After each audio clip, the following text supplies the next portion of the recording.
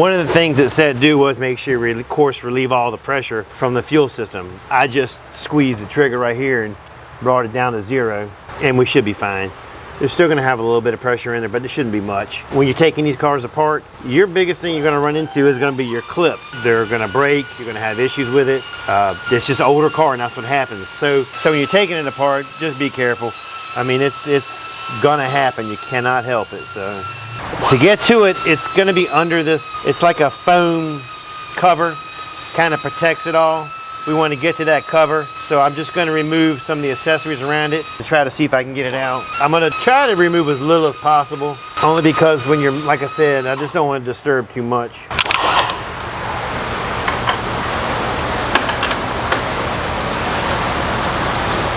Best pliers ever made. We're going to lose a little bit of water right here. You cannot help it. It's hot. I won't get no.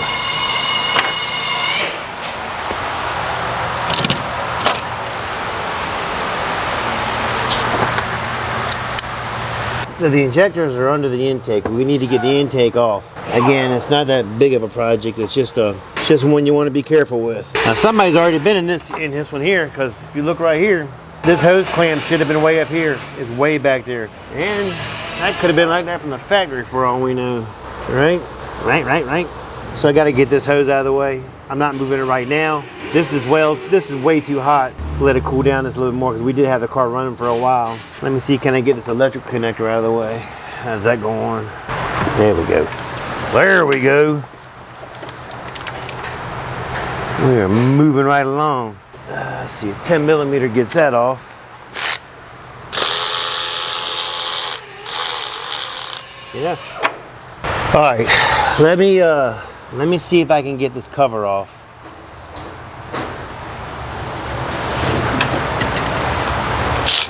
And expose. There's a metal casing that goes around this high fuel pressure area. I want to get this metal casing off so I can get this foam cover off around it, so I can get my tool in here to get that line off. You may not have to do this, but it just seems like right this minute this is the easiest thing to do, because I think if I don't remove this line, it's going to be fighting me.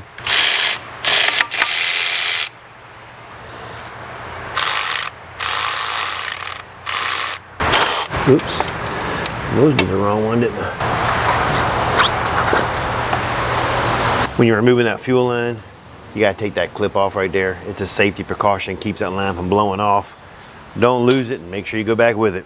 And real simple to get these lines off. Push it forward a little bit, get your tool, push it in, then pull it out. You know, earlier I was showing you all the readings. If it had been like a regulator in the fuel pump or a fuel pressure regulator, you would have seen a low reading in every injector. But beans will only start in that one, is why I'm going straight to that injector. Intake bolts are 13. Nope. It's gonna be right in the way. Daggone it. You know, I say it all the time. You wonder about design sometimes. You're sitting here looking at this. If this guy would have designed this, he could have put that fitting angled this way. You wouldn't have had to take this off. They don't think things all the way through, I think, when they're building these things. I wonder how many engineers were like actually mechanics. You know what I'm saying? Like how many of them actually worked on cars. What in the world?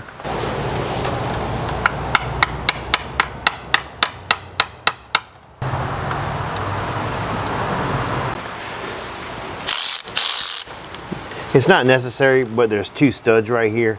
They're kind of like gad studs when you put the intake on. I like to take them out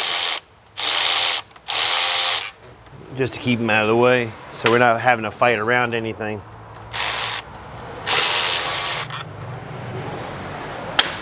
Like I said, it's just a personal preference of mine. All right, something's got me down here at the bottom. What has got me?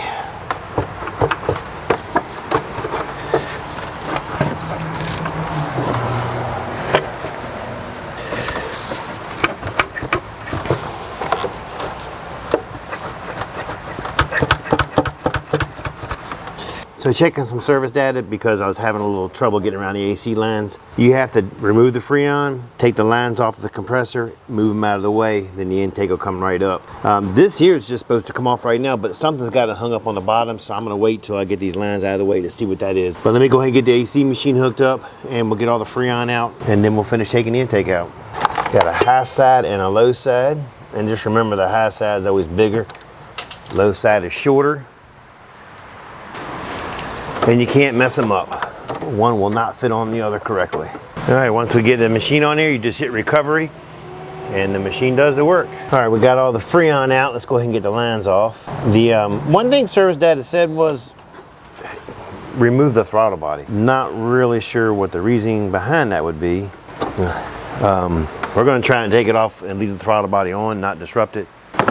All right, the line, you're not gonna be able to see the line, the bolt holding that line on, but it looks like it's gonna be maybe a 13. I'm gonna try a 12 first and see what that does. Because if I looked at service data, it would tell me, wouldn't it? No, that's not it. It might be a 13. I think that's what I read in there, actually.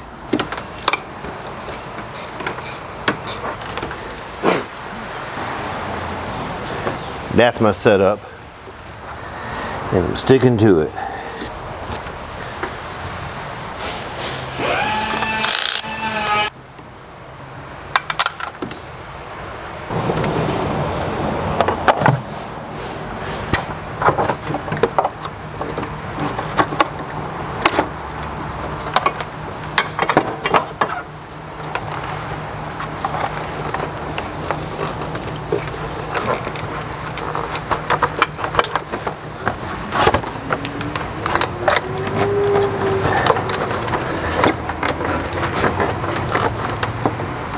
Well, I think I see why it takes to take the throttle body off. Because it gets in the freaking way. There's not gonna be any shortcuts on this one. Oh well, we tried.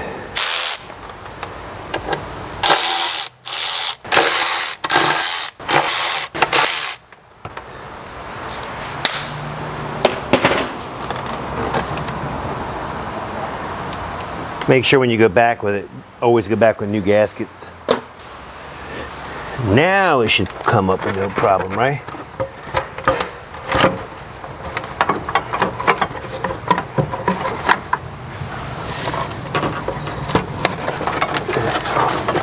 There we go. All right, we are down to the home stretch, baby.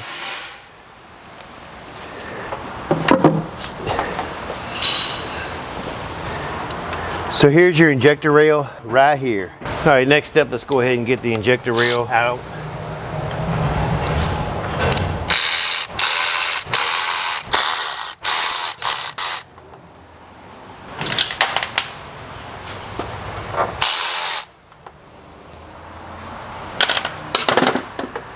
All right, let's see what we got here.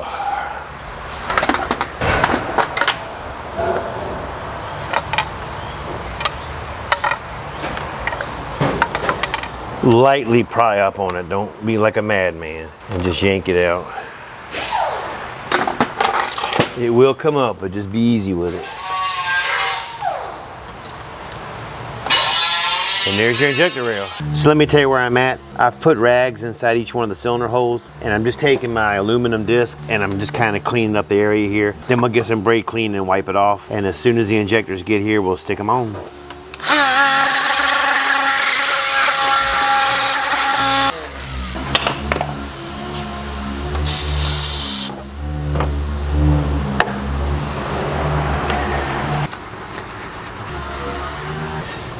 All right, good to go. We'll get some parts here now. We can keep on rolling. All right, the injectors just came in. Part number is a 239127. There's 4 of them. These clips, they're kind of a pain in the butt to get off. You just kind of have to pry them off a little bit. I imagine they're like this because it's such a high pressure, but there is a special way they got to go in. They said they all have to be pointing the same way, which is this way.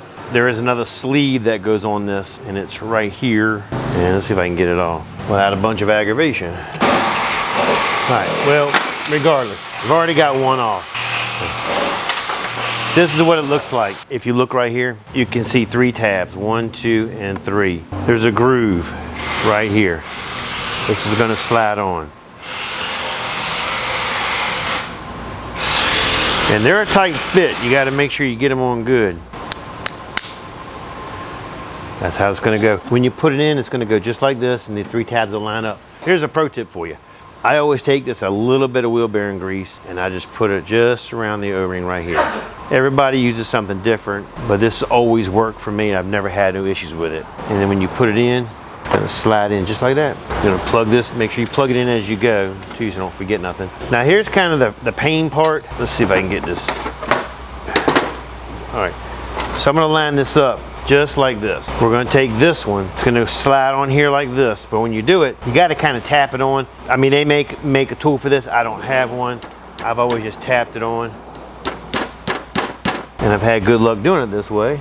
There's probably an easier way to do it. I've just always done it this way. And there you got it.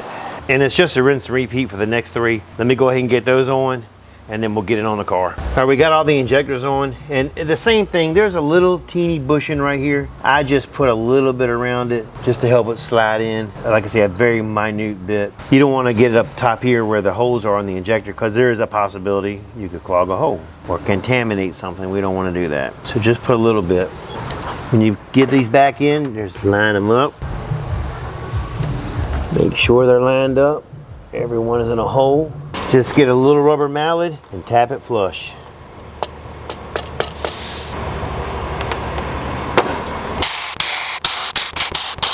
All right, once you get it snug, let me get some torque specs and we'll torque them down. All right, we'll go ahead and pop the O-rings out and put some new ones in. They're Felpro 97208.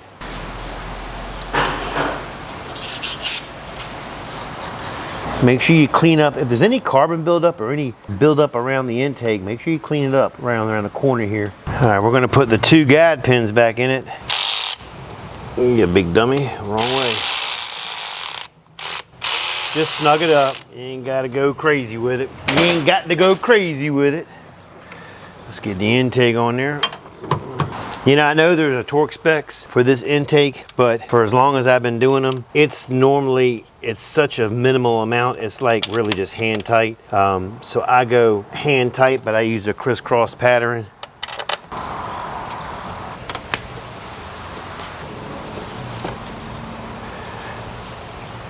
When you're putting this pump back on, make sure don't snug it up tight until you get this bottom line at least halfway started. You want to leave room to be able to move it back and forth. All right, let me go ahead and get the car started and let's look at these pressures on the gauge this time.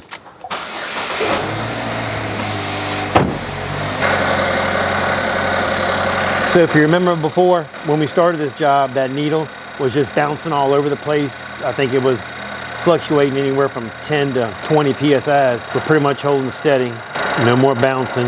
When it comes down off of the fast idle, you're gonna stabilize at about 40. And last time we cut the car off, that needle will drop down to 0 within seconds, and we're holding steady. You're gonna lose pressure over about 30, 40 minutes to an hour. It's just gonna drop anyway slowly, but slowly's fine. It's just you don't want that quick dip. All right, let me get the Freon back in the car and we'll take it for a test drive. All right, we're looking good on our test drive. No check engine lights, everything's nice and smooth. Moving right along. So that's it for this video. I appreciate you watching. Don't forget to like and subscribe and leave a comment. Catch you later.